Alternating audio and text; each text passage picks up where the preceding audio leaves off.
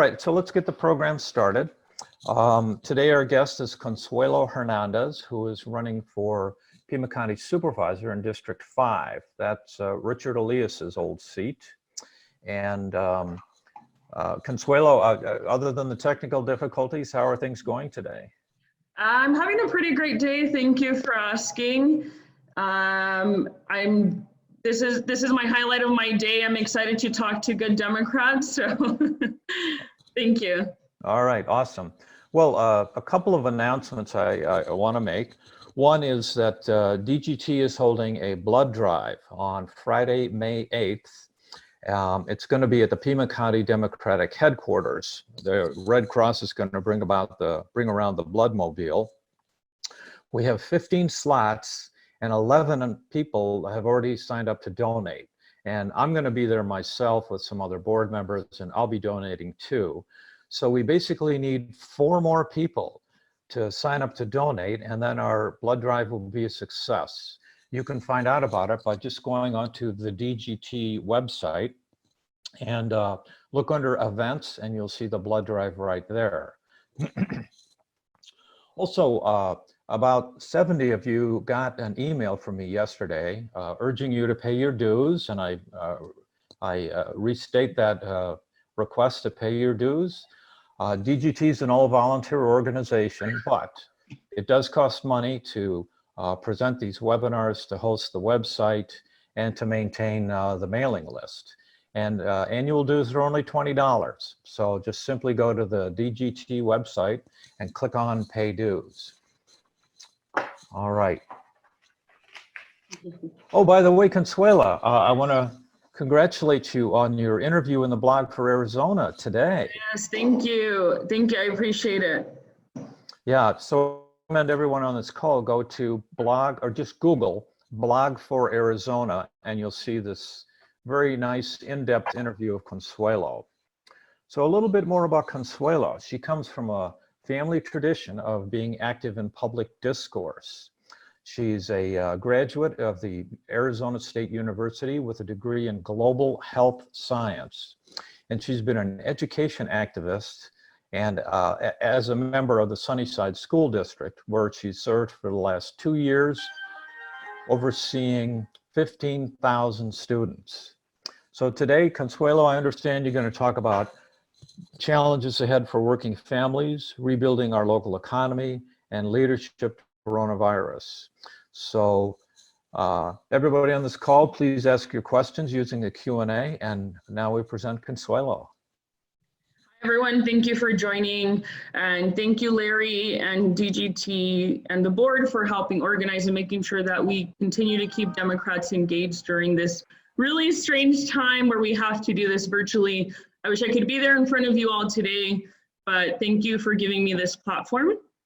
I first want to start off, my name, like it was mentioned before, my name is Consuelo Hernandez, and I'm a candidate running for County Supervisor District 5. I want to first start off, I think it's important to give my condolences to Mr. Elias and his family. He was a big giant in our community who passed suddenly, and I appreciate all the work that he did. And I'm running and I plan to honor his legacy, but I want to make sure we focus on issues that are affecting our working families. So what that means for me is making government more accessible to work for everyone.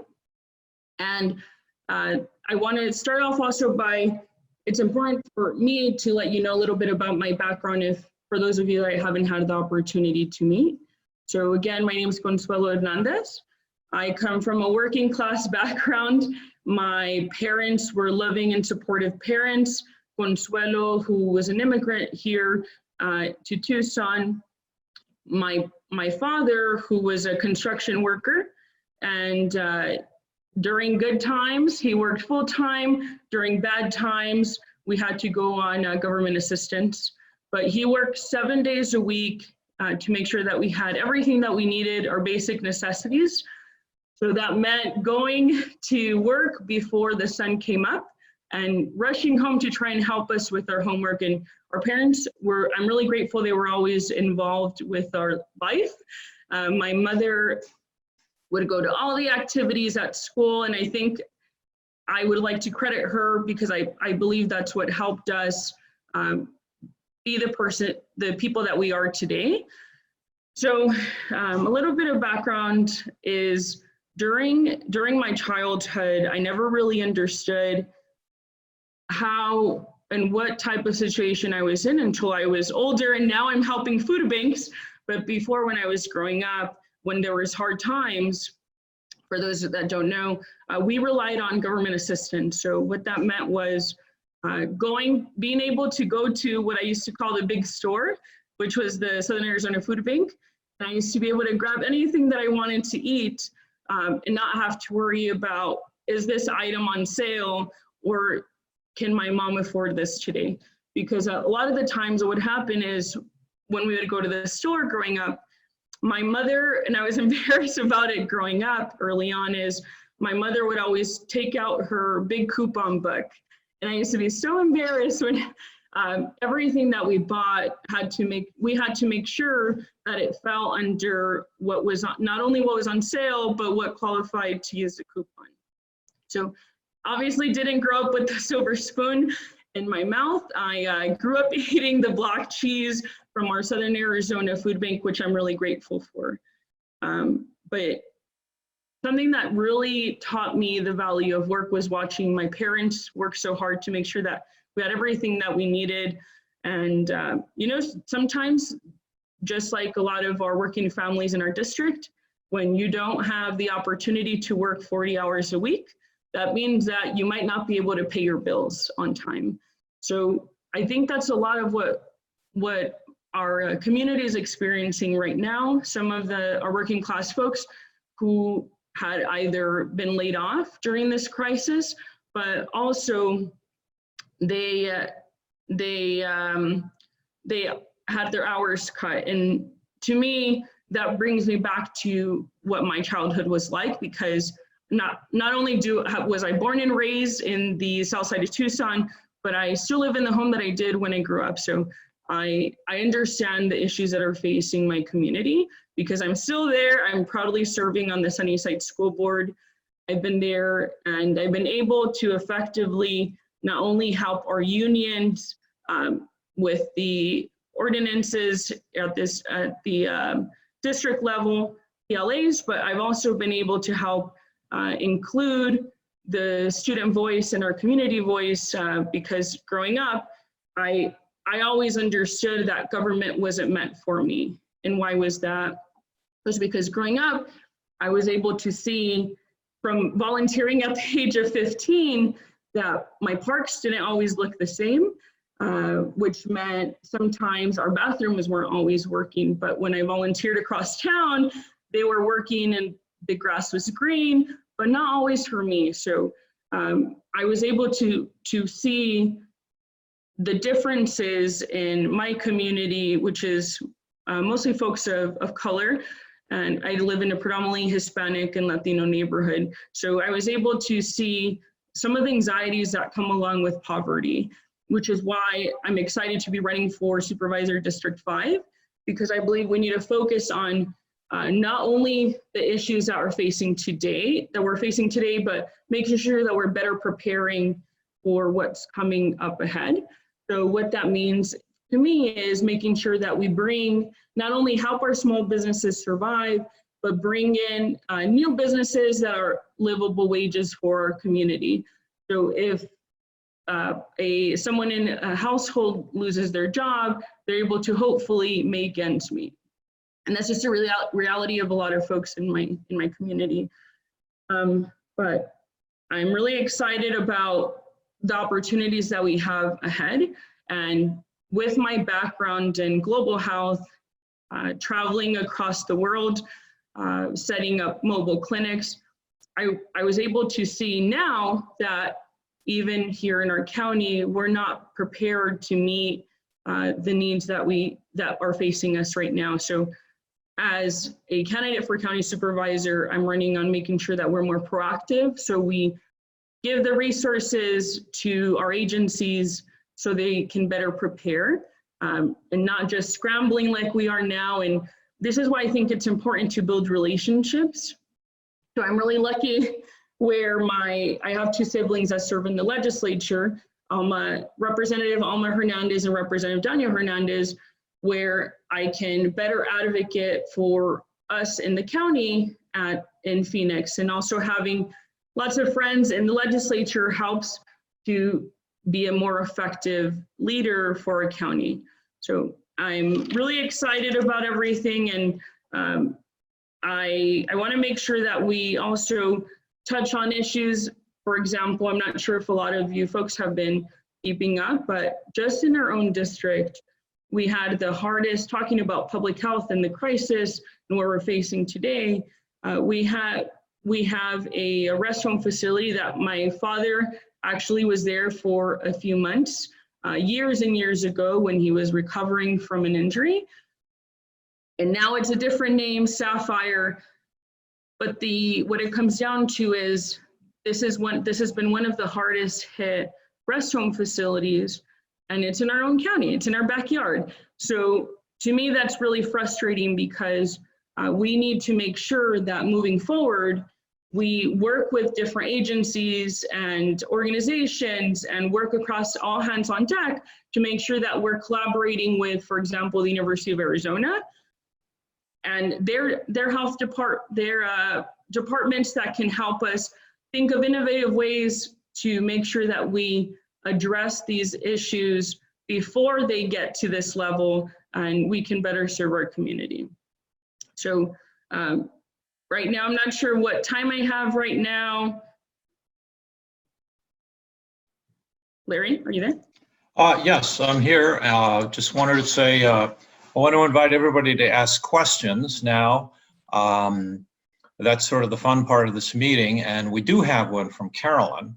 And she says, can you tell us how your work on the Sunnyside School District Board helped prepare you for the District 5 supervisor job? And thank you for asking that question. And to give a little bit of background, I'm not sure if I did enough because I know I've been talking a lot, but not only did the Sunnyside School District Board help me better prepare to be in a position, to run for a position like the supervisor, but my entire life. So I've been involved with helping get Democrats elected up and down the ballot since the age of 15. I have a bachelor's in global health. So everything that I've done up to this point has prepared me to run for this position, and working and having the opportunity to serve my community in the Sunnyside School District has allowed me to make decisions that are affecting over 15,000 students and over 200 employees. So what those types of decisions mean is the policies that I want to bring forward that will help better lead our community, because I believe our education has a ripple effect and can have a ripple effect in our community. So some of the things that I've been able to accomplish, if I haven't mentioned this already, is at the school district, I mentioned that I was able to bring a PLA to the district where we're giving a fair shot to unions and make sure that the folks who are bidding, the businesses who are bidding on our contracts are meeting the basic standards, which we never were before we got there. And why was that? Was because no one had brought it up before, because it's very easy to make decisions when you're sitting at the table. So that was really important to me, to make sure that not only were we giving a fair shot to unions to bid on our projects, but we were also, in my opinion, we were also protecting our students, because everyone who goes through our campuses needs to have a background check now. And believe it or not, before, you can just hire anyone off the street, and we never kept track of these we never made these types of issues a requirement. And that's a problem for me when we're talking about safety as well. Something I was also able to accomplish in my short term, what is being able to, like I mentioned before, engage our students. We have so many young students who want to get involved, but don't know how. And I think the best way to do that, in my opinion, was to give a student, because at the end of the day, it comes down to, if you don't see if you don't see anything that changes in your community or wherever you're at, you're not going to believe the leaders that are there when they're telling you come election time, this is what I'm going to do. So to me, it was important to teach our students early on is if you engage in the process early and you vote, these are the changes you can make. So what that meant was collaborating with the with different agencies like the Arizona Bar Association. And this is everything that I did myself, because it's something I feel really passionate about, was making sure that we gave students a piece of our operations budget to the different high school levels at our high schools. So then they could vote on projects that they worked on all year long. So for example, if they were able to see that they voted on an eco-friendly water fountain, or just to throw something out, eco-friendly water fountain, and they voted for that, and then we made it happen because they're the ones who made the decision, then I think that's, in my opinion, that was the best thing for them. That's the best thing for our young people, which are going to be in our workforce, our community are already there, to know how important it is to get involved. So then they could see, oh, you know what? With my voice, with my vote, I was able to make a difference. And I hope that it has a ripple effect in our community, because for those who live in LD3, probably might know by now, we have very low voter turnout. So that was my way of making sure that we gave voice to our students. And I heard brilliant ideas, and they, believe it or not, you would all be impressed, and I'm happy to share it later on. You're welcome to contact me if you want to hear about any of the projects. But making these, every other Tuesday, I'm able to be at the school district making decisions on policy, on budgets, and making sure that I have a voice to take the district in the direction I want to take it in. And that's the same type of requirements that I feel like the person who's running for the supervisor will carry on, because you're also making decisions on what direction do you want to take your county in.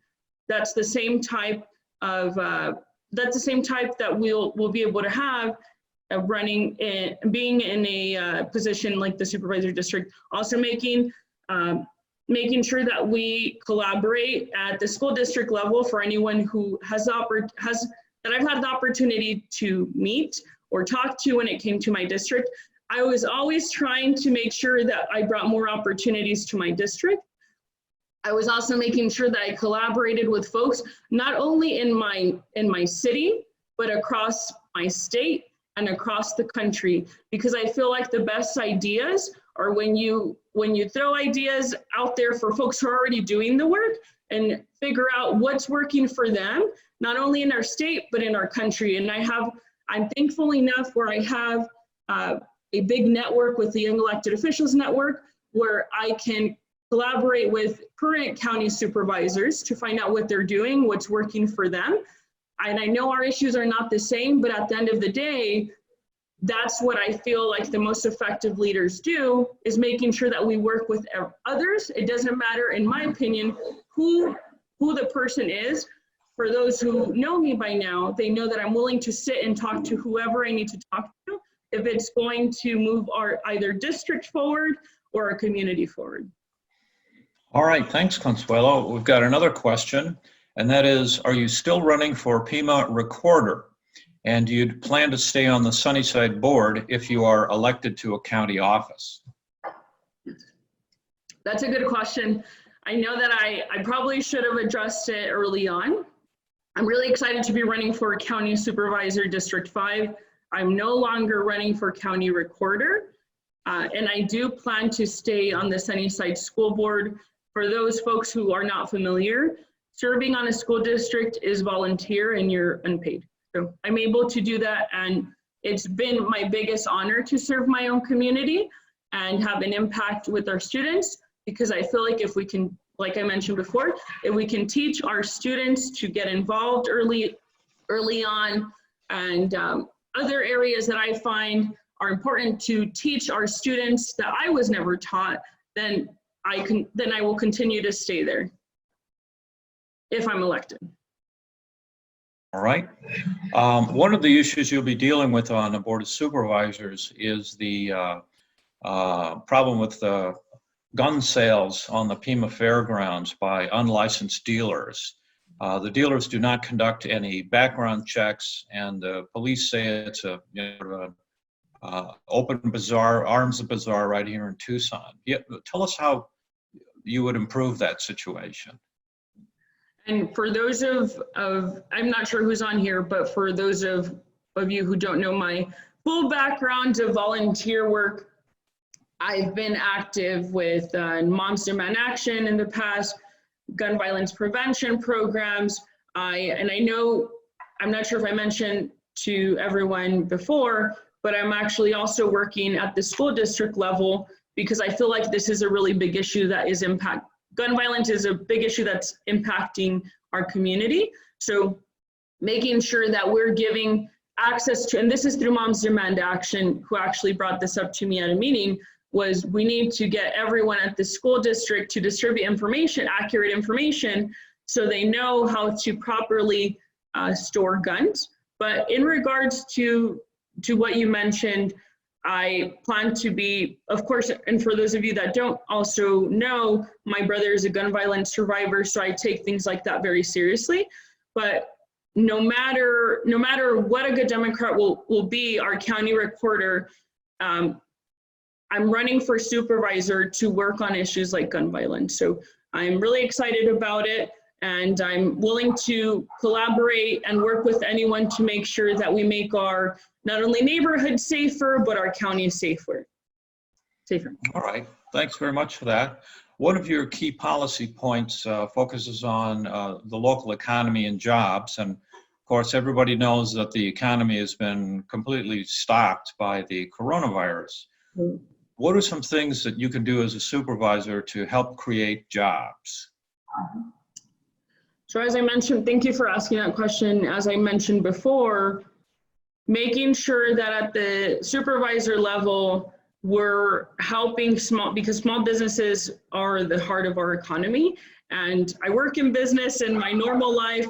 No, what I mean by normal life is my full-time job, but I want to make sure that we're supporting small business. So making sure that they have what they need to make sure that they not only can stay open, but also help them expand. So building networks within the business community, and also making sure that we try and attract, by building better neighborhoods, better schools, maintaining better schools, and having a better community, we'll be able to attract better companies to come and that will offer better paying jobs for our working families. So making sure that we support businesses because they are important, they're in our communities, and a lot of the folks that are owning a lot of these businesses, they're in the heart of downtown. So making sure that we're also making it easier for them to operate. All right. Another key platform point of yours is public transportation. What do you think the county can do and should do to improve public transit here in the county? Thank you for bringing that up. Something that happens a lot of the time is a lot of our working families don't have access to transportation. And to be quite frank, growing up, when money was tight, we sometimes had to walk to school. So I understand firsthand the importance of making sure that transportation is more accessible.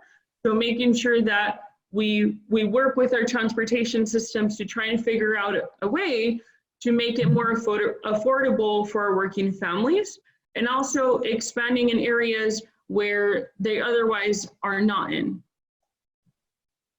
But and also, sorry, one last, but making sure that we try and with everything that we do, of course, is making sure that we we have a transportation system that is also friendly to our environment, because I feel like that's where there's a big gap right now. And that's what I wanted to touch base on. Thank you. All right. Got a question here. Do you plan to continue to work full-time if you're elected to supervisor? I don't think that can be humanly possible, by the way. So no, thank you for asking that. I feel like if you're running for a full-time position, you should not have another job unless, of course, like the legislature, where young folks and people of color have to get second jobs to be able to survive. And that's a real issue we can talk about some other time. I'm really passionate about it. But no, I don't plan to continue to keep my normal day job and in addition serve District 5 if elected. It's, and just including that and being on the school board, I would never be able to keep up with that. And I plan to serve to the best of my abilities full time, because I feel like that's what you should do. That's the right thing to do in this position. Thanks. Another question.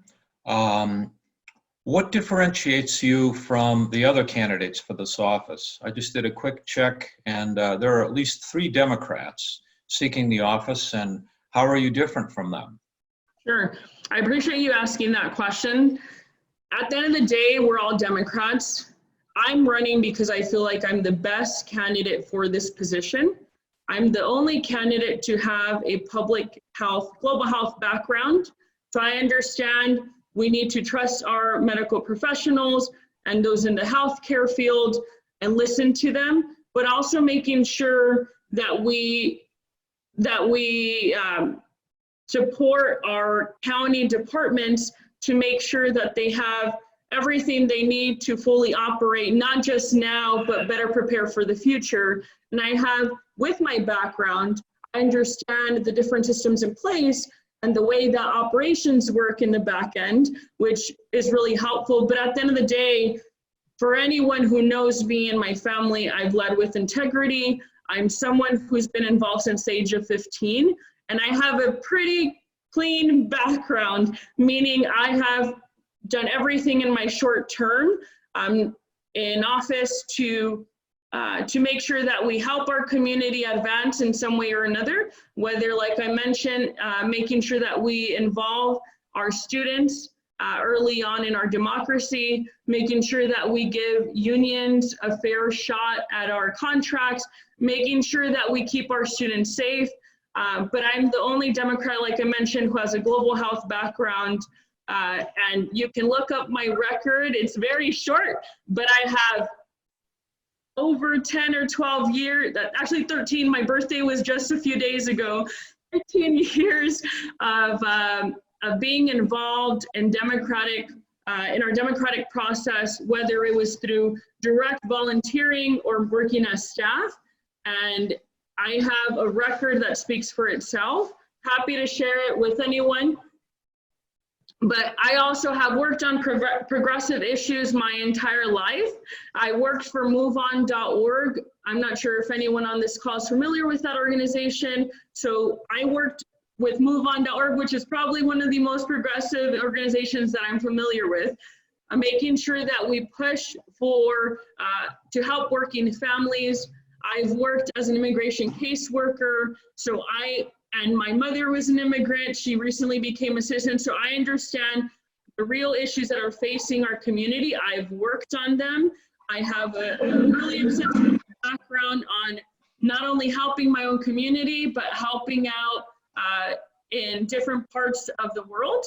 So for those that are interested, I'm happy to send you a link, and I'm happy to send you my resume as well, but those are a few of the key things that I feel differentiate myself from the other candidates. And I'm really excited, like I said, to be talking to good Democrats that are on this call, because I know you all care about all the issues that I care about. But again, I'm the only candidate who has a global health background, and also background in business, background in immigration work directly. So thank you for asking that question.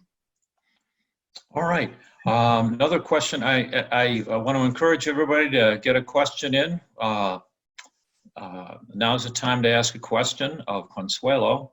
So one question is, tell us how you would use your global health background and training to improve the local healthcare delivery system. What are some specific ideas that you'd like to see, made real?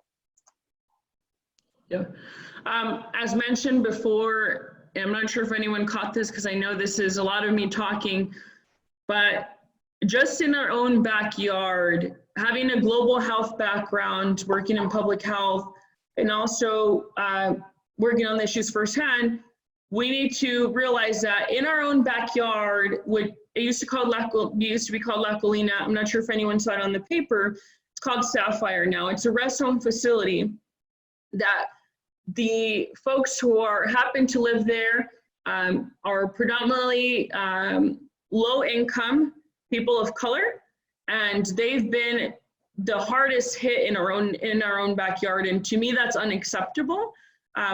We, as I mentioned before, need someone that understands we need to better equip our different agencies so they can be better prepared to handle these issues, because it's not that they don't know how to handle the issues, it's that we never were proactive and we never did enough to make sure that if anything did happen like this kind, and no one expected it, but we made sure that they had everything they needed, not like now where we're scrambling to figure out, like as simple as PPE.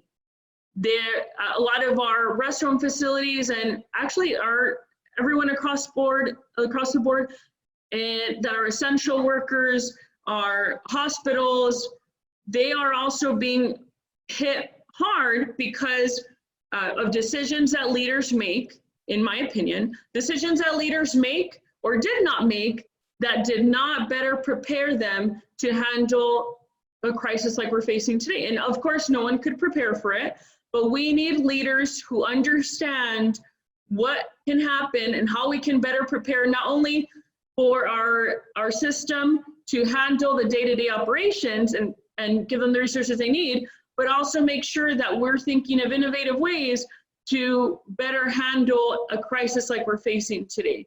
So I want to stress that I'm the only one with a background in global health that understands the different things that impact our communities and how we can better prepare.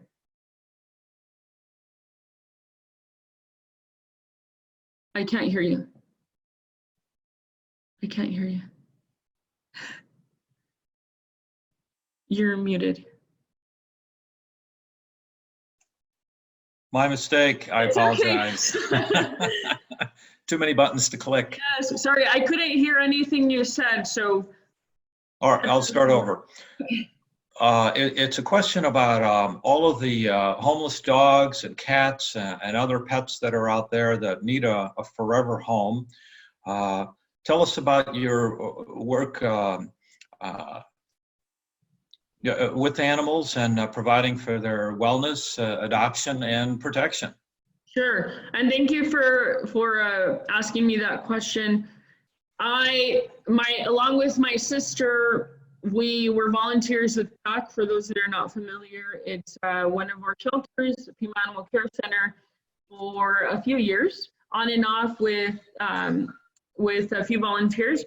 And something that I know that's happening today is we're seeing where a lot of our shelters are almost being completely emptied because there's folks in our community who want a pet, right? Whether it's a cat or a dog.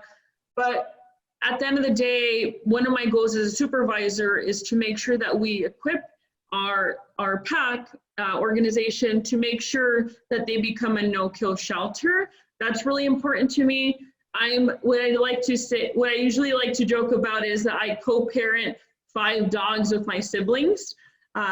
So that's something this is an issue that is really near and dear to my heart. I want to make sure that we support our organizations to make sure that they have everything they need, because at the end of the day, it comes down to who is leading you and what values they have. And this is something that's near and dear to me. And I want to make sure that we support organizations like PAT. All right, thank you. Another question, how can the Board of Supervisors help older women on their own, whose income is not low enough for many services, but it is also not high enough for a secure life? How can you help these people who are struggling to make ends meet? Yeah. Thank you for asking that question. I know I mentioned this before, or I think I might have, but for example, my parents are in a similar situation where my dad's retired, but he worked for himself his entire life for the most part. And my mother is not able to work, but they're and just like a lot of folks in our community, they're being the hardest hit, and we need to make sure that we are protecting our most vulnerable population, which is our not only our women but our elderly men and women, to make sure that they have information available on what's offered at the county level. Because growing up, I was able to see that my opinion was that that my government didn't help me and didn't help me lift me out of poverty, and weren't really supportive or tried to improve my community in any way. But I know that a lot of what happened early on, for example, in my own family, is we didn't know what resources were available to us. And that's something that I feel like we can do a better job at, is making sure that we're not only making information more accessible for folks, making our office more accessible, the office more accessible for folks, making the information culturally relevant in different languages. I know a lot of our, for example, our county recorder, for the longest time, our website, whenever you clicked on translation to Spanish, it gave you an error message. I checked it this morning and it looks like they finally fixed it. But little things like this is, how do we expect and how will we make sure that all of this information that is available for our most vulnerable communities is accessible? And we need to make sure we elect a supervisor that believes in making sure that we provide information directly to our most vulnerable populations that can easily be understood, and also making sure that we protect them the best we can. So that's something that I'm really passionate about, is making sure that we make our government more accessible for everyone. And there's a lot of resources out there that are available that a lot of folks don't even know about. I recently found out about a few, and I've been sharing them on my different websites, but at the end of the day, I'm just a candidate, and it's up to our leaders to make sure that our community has this information available to them. So whether it's making sure that we provide this information to our most vulnerable, like our elderly and people of color, but also making sure that we provide information to our businesses, making it more accessible for everyone. So that's something, I know that I went off a little bit, but that's something I'm really passionate about. And I know from experience that there's resources out there that can help. We just don't really make it easy for folks to find it. All right, a question about recreational marijuana.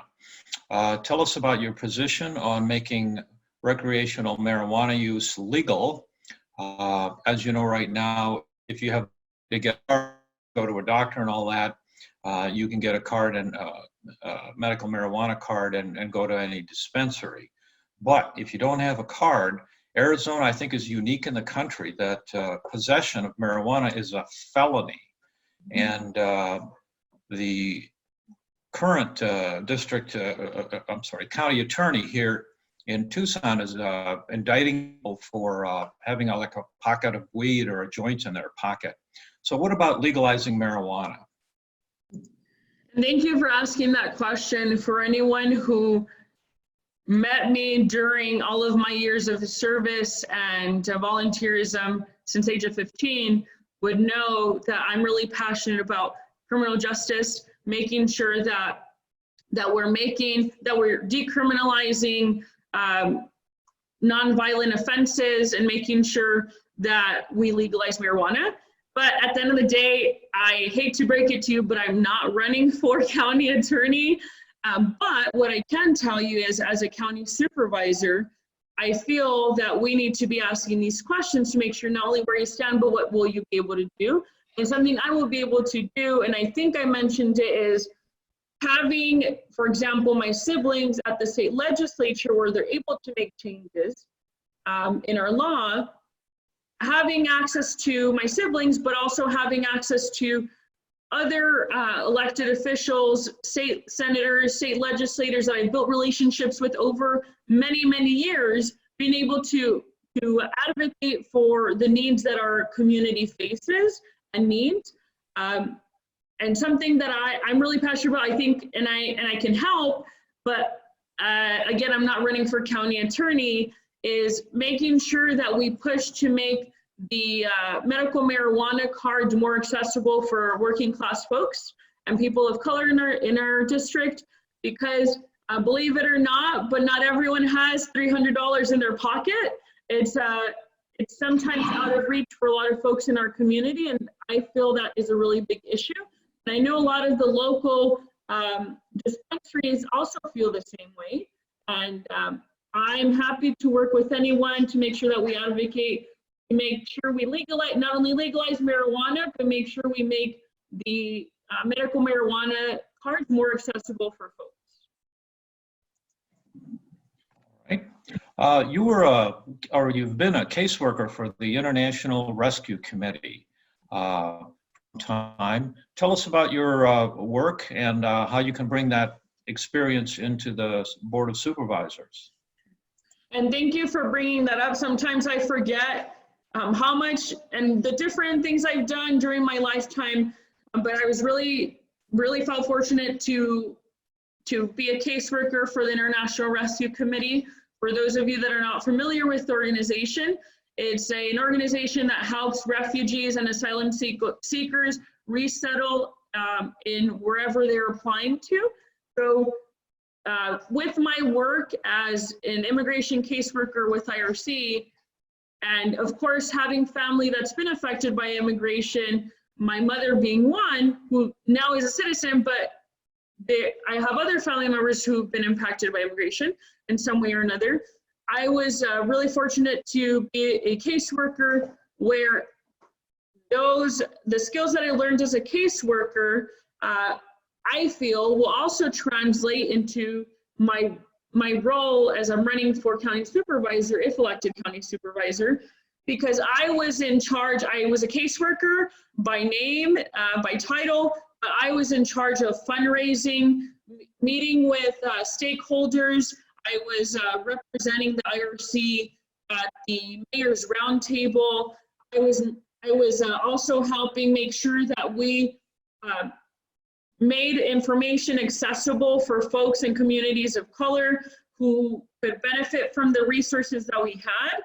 So these are all of the issues that I'm excited to be running on, but this is what I've done. I worked on so many citizenship fairs. For those of you that are not familiar with them, they are folks who qualify to be able to get on a path towards citizenship. I used to organize them in our office, outside of our office, and make sure that we had lawyers that were pro bono. I was also in charge of making sure that we got fundraising in case someone needed it. So I was in charge of so many different parts of what the reality is for a lot of folks who are going through this process, which can be really intimidating. But something I also made sure is we involved as many, in my opinion, the more you reach out to people, the more you can get things done. So in my in my role as the immigration caseworker, I was trying to figure out ways to better improve our program. And because of my background in activism, I'm an organizer by heart. So I was really quick to figure out ways that we can involve folks that could possibly help us. There were folks across the board that helped us, like Tom O'Halloran. I had reached out to, of course, my siblings, candidates. I reached out to everyone you could think of at the local level and at the national level like Naleo, that would send materials for free to our citizenship fairs. So I'm someone that really is not only enjoys puzzling things together, but also has experience in making sure things run correctly. And I'm really excited about that work. I recently actually had a conversation. I checked in with my former boss. Her name's Sanada at the IRC. She's still there, and she is the director of the immigration department at IRC. She did mention she was looking for resources. So if any of you are interested in donating any items to our refugees that are resettling, or donating to make sure that the office is able to keep running, because it's a nonprofit, and as you all know, everyone's been hit. If you're able to help them in any way, please reach out to me. I'm happy to give you the contact information. All right, one of our attendees says, congratulations on your mom becoming a citizen. So that's great news. My own mother is a naturalized citizen as well. Of course, that goes way back. And you know what's funny is my mother became a citizen in 2016, but for whatever reason, I guess my brother's election when he ran for school board, I think it was in 2012, that didn't get her to try and figure out a way to get on a path toward citizenship until Hillary ran. So we always joke around about that, because my mother couldn't feel like she could sit back in 2016. And I hope everyone on this call, of course, you're all really engaged Democrats. I hope we all get together and support Biden, and make sure that we're all working together as Democrats, because that's really, I see your Biden sign back there. It's really important to work together, whether we agree, whether we're on the left side of the Democratic Party, center left. We need to make sure that we're not only working together for Biden, but also for pretty much everything. Unless you don't want to get anything done, we need to make sure that we're supporting our candidates and working all together, because everyone should have a voice, and we all need to bounce ideas off of each other. I think that's the most effective way to get stuff done. All right. Tell us a little bit more about the other countries that you worked with in setting up medical services. Sure. For those of you that that didn't know me back then, when I was at the when I was in college at ASU, the University of Arizona College of Pharmacy actually invited global health students to serve on what they call medical brigades. And what we were able to do was obviously had to fundraise, because I don't come with a silver spoon in my mouth, but I had to fundraise to get to these different countries, because I wanted to see, I not only wanted to see what issues were impacting them and how we could potentially help, but it helped me figure out what I wanted to do. I would never, of course, imagine even running for office for District 5 now. But through my work with the 2 medical brigades, I did a medical brigade in Panama and in Ghana. And also I studied women's health and the economy in Guatemala. So I have a bit of experience in studying abroad, and also making sure that I understood how to work with other folks because what we did with the medical brigade, if no one's familiar with that, is you bring resources from wherever you're at. So whether that means an entire pharmacy, stock items that they need, or basic PPE, whatever it is to provide first aid, dental help. We had to fundraise and work with different groups to make sure we had everything we needed and set up in the middle of nowhere in very rural, poor parts of Ghana and Panama. And we provided, obviously I didn't do that because I am not a dentist, but I helped with the setting up of the pharmacy, basic triage, and I was also handing tools and helping with the extractions of teeth, because as we all know, if no one's ever experienced this before, dental health is really important because it can impact a lot of your health. So we set up in the middle of nowhere. It was in an abandoned school, and we were helping folks with the extractions of their teeth because it was out of the means for those working folks. So, and even here in our own county, we have folks who don't have access to dental health, which is really important for me. When I was 18, I was kicked off of the kids care program, mostly due to errors in our application, because my mother at the time relied, just like a lot of our families that might be in my same situation, you rely on an 11 or 12-year-old or 13-year-old translating documents for you when that child doesn't really know and is not familiar with the terminology. So again, making sure, I know that I'm going a little bit all over the place, but I'm really passionate about making sure that we expand access to information, make it more accessible for folks. Again, I know that I'm kind of running out of time, but I'm the only one in this race as a background in global health and understands the issues firsthand. Happy to send you over more of the work that I did either in Panama, Ghana, but I'm really excited to be running and for the opportunity that DGT gave me to talk with you all today. I wish I could be there in person, but I hope I can earn your vote. And if you have any questions, you can visit my website, hernandezforpima.com. All right, we've got time for one last question. Carolyn wants to know, well, not everybody's familiar with who your siblings in the legislature are, so tell us about them and what have you learned from them about being a politician in Tucson? Yes. You know what's funny is that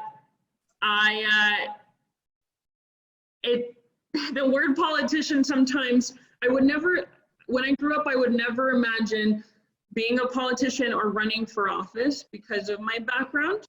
But I'm really excited and proud of both of my siblings. For those of you that don't know them, they also started off, I know I kind of glossed over this, but we all started around the same age. My brother actually pulled us into politics. He begged us to be his volunteers, bribed us with some lunch, and then after that, both my siblings both care about different issues, and I'm really proud of them for being able to be really effective, in my opinion, leaders in our state. I know my sister and brother have been able to accomplish a lot, and I've learned from them is the only way, what I've learned from them is the only way that you'll be able to be effective as a leader is being willing to sit down with anyone that you need to sit down with to make sure that you at least get a piece of that pie and move your community forward. So something that I'm really, really proud of recently, my brother working with he has a relationship with the governor. He was able to work with him to get funding for our Green Valley Hospital. So that's something I'm really, really proud of. For those of you that don't know, during this crisis, we've had a lot of our rural hospitals been the hardest hit as well, where they were on the brink of not being able to make payroll.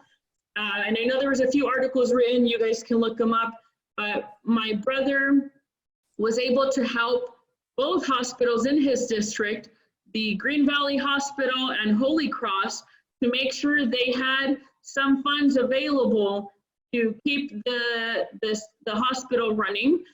What he was able to accomplish wasn't just working with the governor, it was also working across to our U.S. Senator Kristen Sinema. So having those relationships with folks, not only in your position, but in other positions, that's what my siblings have taught me, is that's the only way you'll get anything done.